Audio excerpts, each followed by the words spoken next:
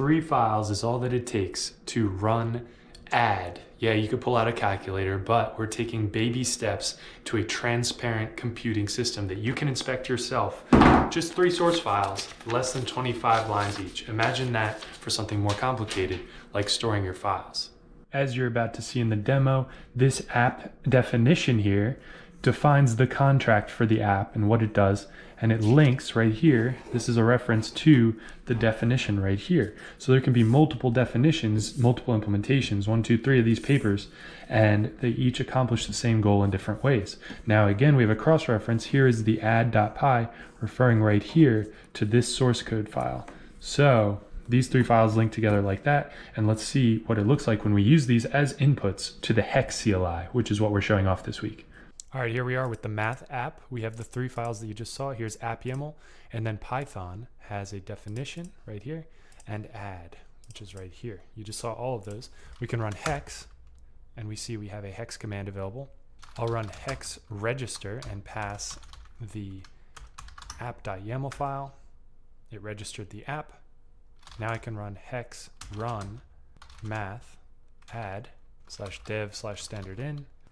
So if we echo JSON into that exact command, it works, it runs.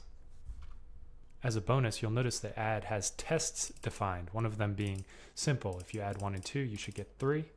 So to work the testing functionality, we'll run hex test. We're going to say math is the app, and the specific definition is math.python.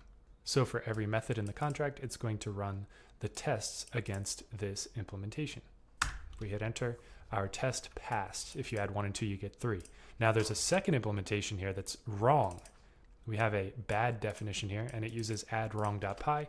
In add_wrong.py, you can see that we do the same thing, but there's a tax for being wrong, and we add that to A and B. So if we run the test against math.python bad, we get 503. If you add 1 and 2, you get 503. Clearly wrong, and you get a clear failure. So if someone re-implements part of your system and they do it wrong, you can verify with the contract for the app whether or not they did it right.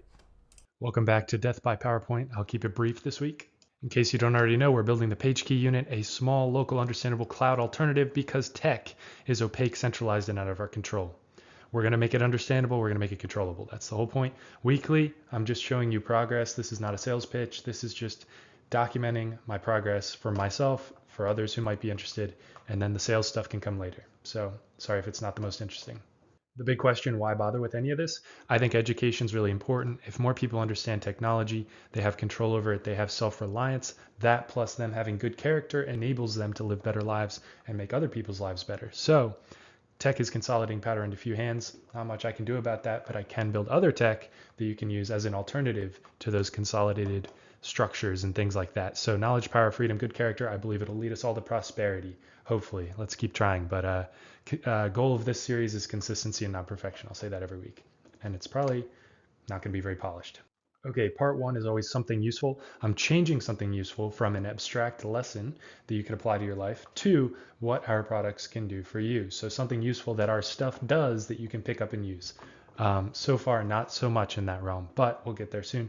This week, Hex is a CLI we're developing to be at the core of all of our products, and it can now run register, run, and test. So you just saw that. It can install an app, run a method provided by an app, and run tests against an implementation of an app. So if multiple people implement the same app, you can make sure that they all behave the same way. So what did I work on this week? Multiple merge requests from myself and one other person going into that Hex code base, which is very exciting. I rewrote a lot of it, didn't rewrite, but heavily refactored to use the hexagonal architecture and increase test coverage. I wrote some notes about how to use the hexagonal architecture in Python in the blog post, so check it out if you're interested. To me, 2 clear next steps. My ultimate goal is to get this on the unit. I have to rewrite it in Go before I can do that because Python is tough to distribute. Before that though, before I lose the flexibility of Python, I want to add an additional feature called meta processes, and this will allow apps to one process to call another process, and then you can create a DAG of processes, a directed acyclic graph. So if you don't want to get your hands dirty with code, the building blocks can be provided to you so that you can just do everything, hopefully in a nice visual editor, just drag and drop, connect things together, and you can make your own app using this framework. I do way too much rambling already. I'm skipping this 4th section this week. No ramble. As always, thanks for watching and following along with my journey. Excited to show you some more soon. If you want to get involved, you can join YouTube, subscribe, or you can go for the mailing list, PageKey.io/unit, and I'll send you email updates as I create these posts.